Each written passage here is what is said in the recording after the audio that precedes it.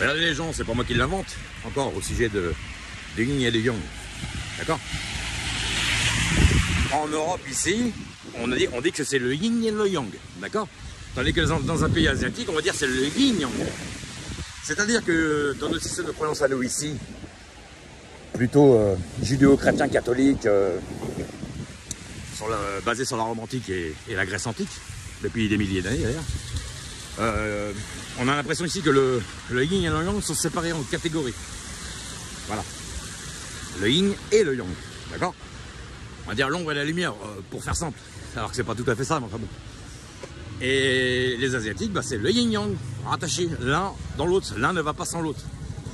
Dans des deux côtés, vous avez une partie, vous avez une petite partie sombre dans le yang qui est blanc et une partie claire dans le yin qui est noir. Donc rien n'est 100% yin et rien n'est 100% yang. Donc c'est pour ça que vous avez les hommes et les femmes qui ont des caractères plutôt yin pour une femme, plutôt yang pour un homme, en règle générale, mais qui ont aussi l'énergie féminin pour un homme et aussi l'énergie masculine pour une femme. Et personne n'est 100% féminin ou personne n'est 100% masculin. C'est pas possible. Voilà. Donc, c'est pour ça que vous avez des fois des gens qui ont un caractère qui extériorise énormément, que ce soit un homme ou une femme. Ou alors une énergie très introvertie, homme ou femme aussi, pareil. Voilà. Et de toute façon, c'est pas compliqué. Hein. Un homme, il a des organes reproductrices tournés vers l'extérieur, alors qu'une femme, elle a des organes reproductrices tournés vers l'intérieur. Donc c'est encore yin-yang. C'est logique. Hein. Donc voilà, c'était encore une petite réflexion personnelle. Donc quand vous additionnez tous les parallèles qui existent comme ça, tout ce qu'on pourrait mettre en contradiction, alors que ça fonctionne ensemble, évidemment. Et puis d'ailleurs, quand vous avez un homme et une femme qui fusionnent, on va dire, entre guillemets, bah, ça donne quoi? Ça donne la vie. Donc de toute façon, voilà. C'est le centre, en fait. Le yin et le yang masculin et féminin, le masculin géométrique et le féminin sacré, quand ils se réunissent, ça donne la vie. Donc voilà, c'est forcément ça, de toute manière. Il n'y a pas de 36 solutions. Alors c'est pour ça que quand les gens ils essaient de changer tout ça, ils essaient de changer les mœurs des gens, les trucs, bon, ça peut à la rigueur le faire, mais ça dépend aussi du caractère des gens qu'on a. Hein. C'est pour ça que aujourd'hui vous avez pas mal de féminisme et tout ça, parce qu'en général, les femmes qui veulent le féminisme ont une énergie yang un peu plus développée que leur énergie yin. Voilà, c'est des femmes avec une énergie un peu masculine. Et puis il y a certains hommes aussi avec une énergie plutôt féminine. Mais enfin, en règle générale, c'est quand même l'homme qui est yang et la femme qui est yin. Et les Chinois, ils ont classé ça d'ailleurs, ça n'a rien à voir avec le côté sombre, le côté clair ou quoi au caisse. Hein. Ça a été placé comme ça du fait que l'homme a des épaules saillantes, un peu musculeux, tournées vers l'extérieur, alors que la femme, elle est plus en introspection. Elle a les hanches qui rentrent, elle est tournée plus vers l'intérieur par rapport à son physique, la forme de son physique. Voilà. Des hanches de femme, on porte un bébé. Un homme, il a un peu plus de mal à porter un bébé sans sa hanche qu'une femme. Voilà, c'est comme ça. Donc voilà. Aujourd'hui, c'est... Voilà, un petit peu de flotte, maintenant ça fait du bien. Et puis voilà, ça fait du bien de parler de tout ça. Voilà, après je n'essaie pas de convaincre les gens, mais enfin moi je pense comme ça, et puis je suis convaincu que ça fonctionne comme ça, de toute façon il y a une certaine logique aussi. Et puis après chacun sa pensée, mais enfin je trouve que ici en Europe, c'est toujours ça que j'ai trouvé étonnant, c'est que les gens ils font, voilà, vous avez les gens ils vont dire ça, c'est... Les gens ils sont côté cœur on va dire, et puis les gens côté sombre un peu plus. Voilà, alors que normalement, on est les deux. On est les deux. Je suis désolé. Il y a une personne, ça peut être une crème, hein, une personne super gentille, super attentionnée, super douce. On a encore vu d'ailleurs cet après-midi, hein, j'étais à côté de quelqu'un qui était très calme, très posé, très doux, voilà.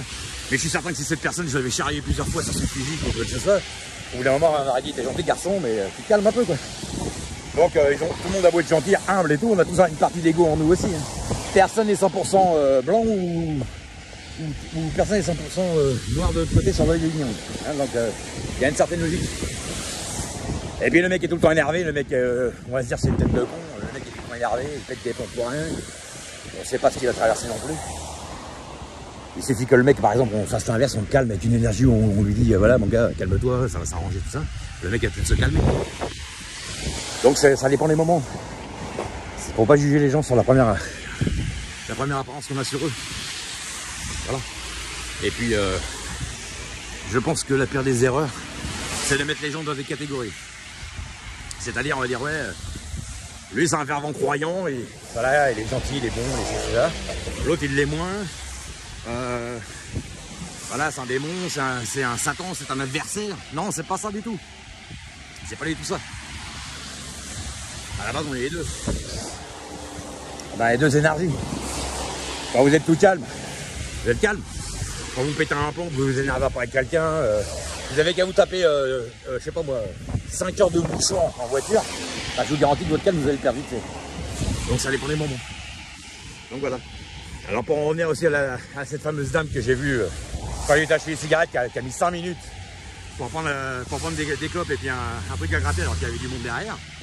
Bah, au bout d'un moment, il faut se speeder un peu, quoi. C'est bien le zen aussi de temps en temps, mais ça dépend des moments. Là, c'est un cas de figure, on était le matin. On avait tous les horaires le matin, il faut speeder un peu, tout ça. Tu fais pas attendre 10 personnes derrière toi parce que tu prends 5 minutes pour acheter un truc, quoi. Déjà, tu arrives dans le magasin et tu prépares déjà ce que tu vas acheter. Je sais pas. Voilà, les gens ils arrivent. Ben, je sais pas ce que je vais prendre. Je ne sais pas si je fume ou je ne sais pas si je veux autre chose. Donc, au bout d'un moment, j'arrive à comprendre que les gens ils s'énervent aussi. Hein. Voilà. Il y a des gens qui sont trop speed, trop énervés. Il y a des gens pas assez, trop mous. Voilà. Et c'est pour ça que des fois, les gens, moi je dis, ce genre de personnes, ne les mettez pas à travailler ensemble parce qu'il y en a un des deux. Bah, de toute façon, les deux vont péter un pont avec l'autre, ça c'est évident. Mais moi, je pourrais pas. Quoi. Je travaille avec un truc où je mets, je sais pas moi, 3 minutes à faire une tâche. Vous me mettez un mec qui va me mettre un quart d'heure, mais je vais péter un plomb, c'est clair et net. Parce que j'ai pas le tempérament pour. Et puis la personne, s'il lui faut 10 minutes et qu'avant que moi j'ai tout bouclé en 2 minutes, elle va me dire, oulala, c'est bon, je vais mourir avec ces mecs-là.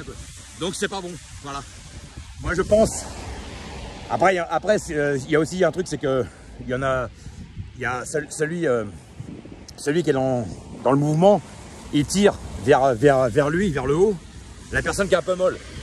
Et puis de temps en temps c'est l'inverse. La personne qui est trop speed, qui a besoin de se calmer un peu, elle va être un peu comment? Elle va être un peu calmée par la personne qui est plus molle. Donc c'est bien aussi.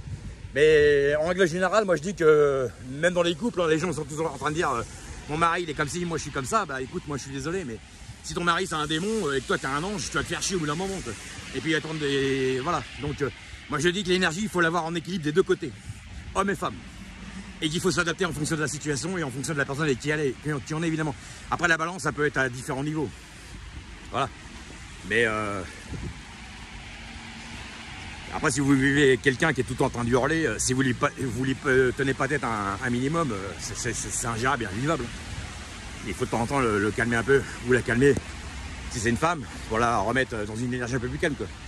Et puis si vous avez deux personnes qui sont molles, mais c'est la course aux escargots, quoi. Je veux dire, il n'y en a aucun des deux qui va tirer l'autre. Donc c'est pas bon non plus. Voilà, moi je pense que dans tout, il faut tout équilibrer. Enfin voilà, allez, à plus tard.